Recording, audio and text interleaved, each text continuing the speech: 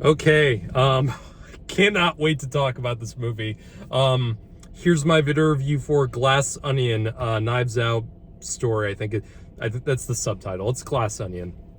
So, if you come out of this movie and you're still pissed about The Last Jedi, you are, as this movie would put it, a complete shithead. You are a stupid ass shithead if you're still mad about what Rian Johnson did to Star Wars. Because, I mean, this year we got, in my opinion, we got two sequels this year that I would call near masterpieces. One of them is Top Gun Maverick, and the second one is Knives Out Glass Onion. This movie is just, I knew this was gonna be good. Like, I loved Knives Out. I thought that movie was a complete joy and delight, and it had that terrific mystery to it, and it had a great sense of humor to it, and it was definitely one of my favorite movies of that year. And this movie isn't really a sequel to the first movie. I mean, they're very much taking the Agatha Christie route, where it's just the one character that appears in several unconnected stories, kind of like Death on the Nile compared to Murder on the Orient Express. So yes, Benoit Blanc, Daniel Craig's character, is the only returning character from the original. And God, Daniel Craig in this role is just, I know he's going to be known as James Bond for probably the rest of his life. He's going to keep doing these movies because, there has to be more of them. And I'd be surprised if this come the next, decade or so of his life, I'd be surprised if he's not known as Benoit Blanc going forward, because he is on a whole other level in this film. He was amazing in the first film, and he's in this one a lot more. He's mainly treated as the main character, and it's just, I mean, this entire cast is just insane. I mean, so many of the best actors and the most talented people working today. I mean, you got Catherine Hahn, Edward Norton, Janelle Monáe, Jessica Henwick, I think is her name, and Kate Hudson and Dave Bautista and all these other people.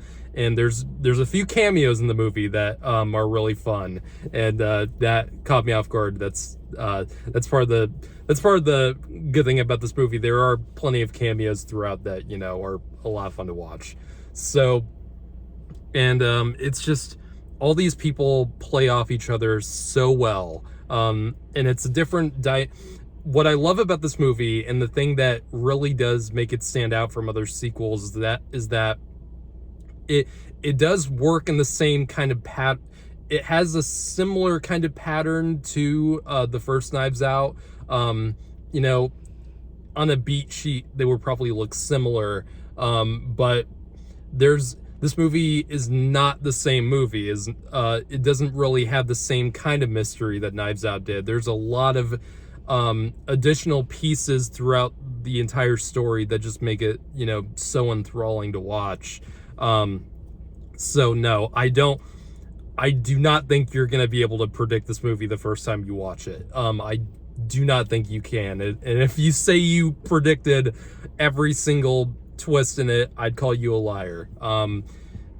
God, there's just every character, there's so many hints all throughout the movie that come back later on. It's that kind of thing. And it does so in the first, it does that thing where you think it's gonna be a specific kind of thing in the first act of the movie, and then that gets shredded like in a paper shredder, and then there's another kind of mystery to go along with, and it's a whodunit. And this is what Rian Johnson has done to an amazing effect with both these movies. he has changed, he has, what's the word? He has changed the outline of the whodunit, the whodunit formula, and turned it completely on its head in multiple ways in both of these movies. And I definitely think he's going to keep doing it with the rest of these. I don't know how many more of these there are going to be, but I can watch about 10 of these. I could easily watch about 10 of these, 10 more of these movies. Like, it's that good. Like, I'm serious, it's that good.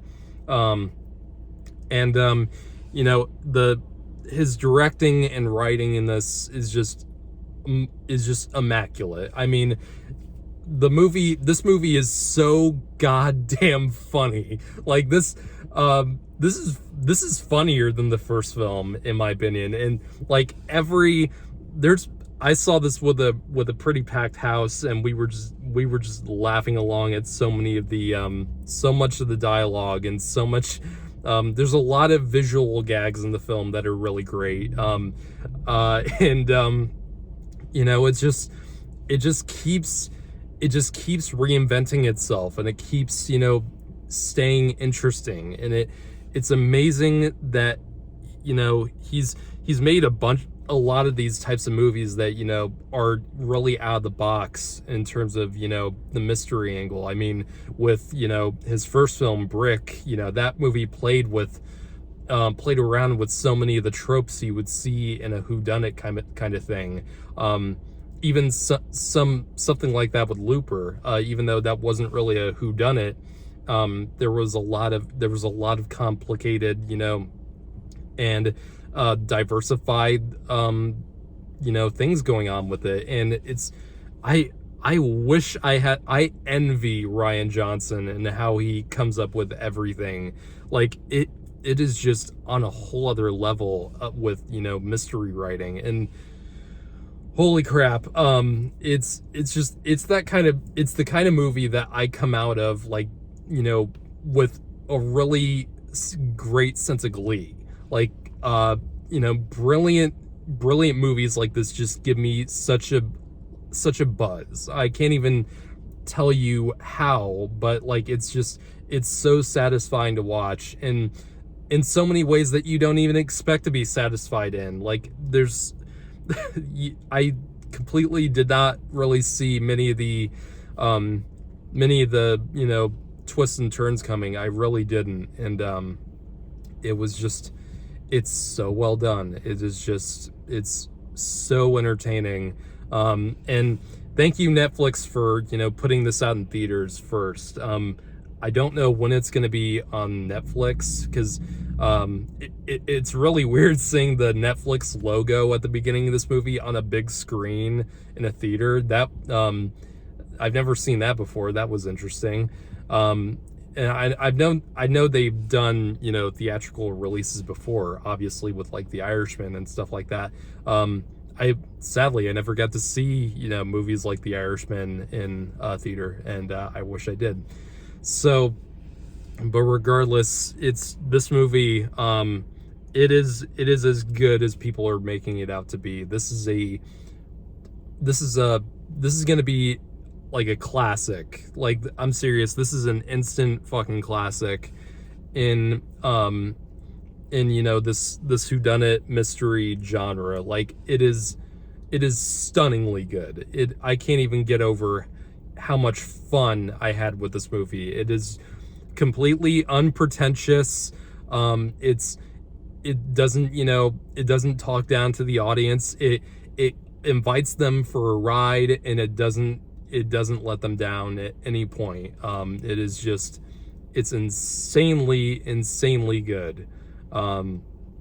And I'm very serious when I say that this movie is a near masterpiece. Like, I'm not exaggerating with that. And I know there's a lot of that exaggeration being thrown around at a lot of movies that this is not one of them. This I think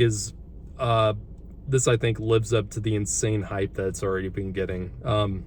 So I'm giving this a 10 out of 10, man. I cannot get over how much fucking fun I have with this movie.